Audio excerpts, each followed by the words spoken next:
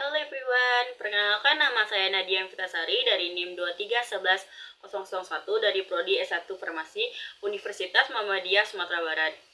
Baik, di sini saya akan mempresentasikan materi tentang komunikasi antar sel dari tugas biologi sel. Apa itu komunikasi antar sel? Komunikasi antar sel adalah proses pertukaran informasi, sinyal, dan interaksi yang terjadi antara sel-sel dalam organisme hidup. Ini memungkinkan koordinasi aktivitas sel, pengaturan fungsi sel, dan respon terhadap lingkungan eksternal atau internal. Tujuannya adalah untuk mengatur fungsi sel, koordinasi aktivitas sel, dan menjaga keseimbangan dalam tubuh untuk menjaga homeostatis.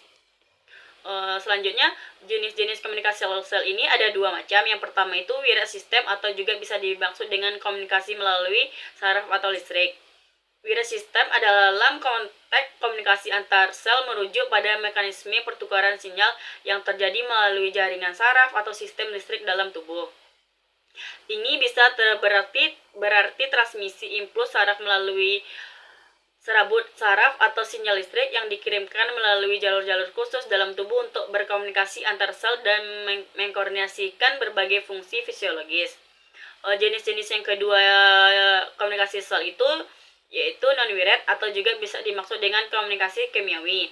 Non-wired system dalam konteks komunikasi antar sel mengacu pada metode pertukaran informasi yang melibatkan sinyal kimiawi seperti hormon, neurotransmitter, atau molekul sinyal lainnya yang dikirimkan melalui cairan tubuh seperti darah atau cairan antar sel, atau juga bisa dimaksud dengan sitoplasma.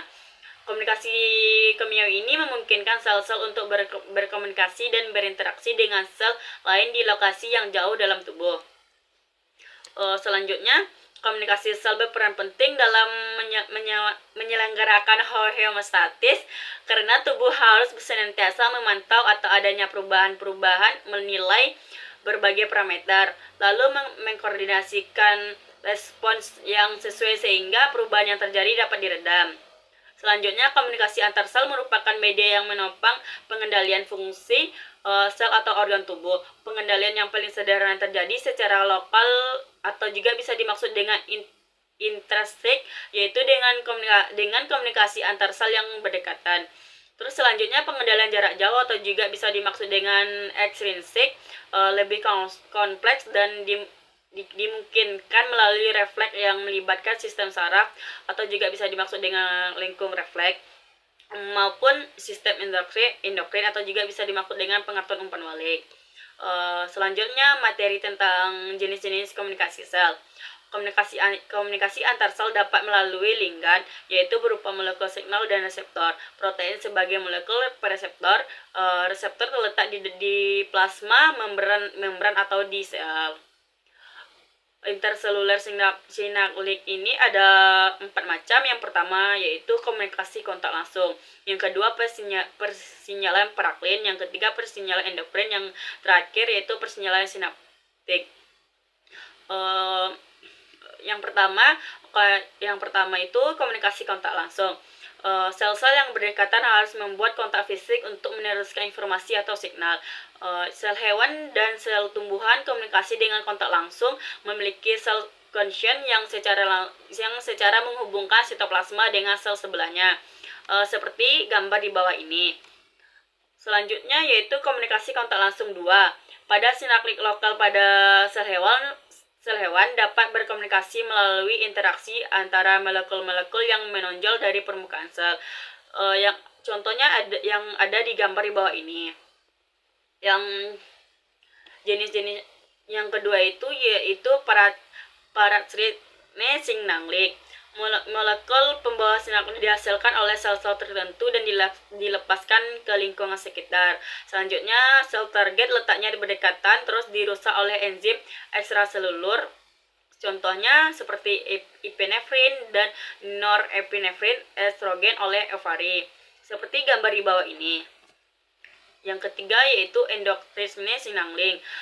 Dihasilkan oleh sel tertentu dan dilepaskan melalui sirkulasi sistemik atau juga bisa dimaksud dengan aliran darah. Terus selanjutnya, sel target letaknya jauh. Contohnya seperti hormon pertumbuhan, EGH, PDKF. Terus yang contoh kedua itu insulin, contoh ketiga itu tiroid, contoh keempat estrogen, contoh terakhir progesteron. Seperti contoh di samping ini. Yang keempat yaitu sinaptik signaling. Syarat sinaptik signaling itu yaitu syarat yang beraktivasi akan memicu pelepasan neurotransmitter pada akson terminal. Selanjutnya sel target adalah postsinaptik. Syarat berikutnya contohnya seperti dopamin, norepinefrin, ketiga serotonin, dan yang terakhir yaitu gamma amino butyric acid. Contohnya seperti yang gambar yang ada di samping ini atau yang di sebelahnya. Materi selanjutnya yaitu tahap persinyalan. Pada komunikasi sel ini dimiliki 3 tahap persinyalan, terdiri dari 3, yaitu yang pertama penerimaan, yang kedua transduksi, yang ketiga respon. Bisa dilihat dari gambar di bawah ini, cara-cara komunikasi sel ini dimiliki 3 tahap. Selanjutnya, tahap komunikasi sel. Proses komunikasi sel dibagi menjadi 3 tahap, yaitu yang pertama penerimaan atau juga bisa dimaksud dengan reseption, merupakan pendeteksian sinyal yang datang dari luar sel oleh sel target. Sel kimiawi terdeteksi apabila sel itu terikat pada protein seluler, biasanya pada permukaan sel yang bersangkutan. Yang kedua yaitu transduksi, diawali dengan pengikatan molekul sinyal mengubah protein reseptor terhadap reseptor. Tahap transduksi ini mengubah sinyal menjadi suatu bentuk yang dapat menimbulkan respons seluler spesifik pada sistem Sutherland. Pengikatan epinefrin ke bagian luar protein reseptor dalam membran plasma sel hari berlangsung melalui serangkaian langkah untuk mengaktifkan glogen fosforilase. Yang ketiga yaitu respon. Pada tahap ketiga pensinyalan sel, sinyal yang ditransduksikan akhirnya memicu respons seluler spesifik. Respons ini dapat merubah hampir seluruh aktivitas seluler seperti katalisis oleh suatu enzim, penyusunan ulang sitokasletor, pengaktifan gen spesifik di dalam nukleus. Molekul sinyal terikat pada protein reseptor menyebabkan protein berubah bentuk. Sel yang menjadi target sinyal kimiawi tertentu memiliki molekul yang berupa protein reseptor yang akan mengenali molekul sinyal. Molekul sinyal ini berperilaku seperti ligan, yaitu istilah untuk molekul kecil yang terikat secara spesifik. Secara spesifik pada molekul yang lebih besar, pengikatan ligan ini menyebabkan protein reseptor mengalami perubahan konfirmasi atau berubah bentuk. Macam-macam reseptor yang membantu proses komunikasi sel. Yang pertama, reseptor yang mempunyai koneksi dengan ion channel, membuka atau menutup secara singkat sebagai jawaban atas pengikatan suatu neurotransmitter. Contohnya ada di gambar di bawah ini. Yang kedua yaitu reseptor yang mempunyai koneksi dengan geoprotein, mempunyai nama lain. Geoprotein pada reseptor ini adalah sebagai molekul intermediat ketika ligan berikatan dengan reseptor akan membentuk reseptor kompleks di protein, kemudian diaktifkan dan selanjutnya berkaitan dengan efektor atau juga bisa dimaksud dengan enzim. Contohnya yang ada di gambar di bawah ini.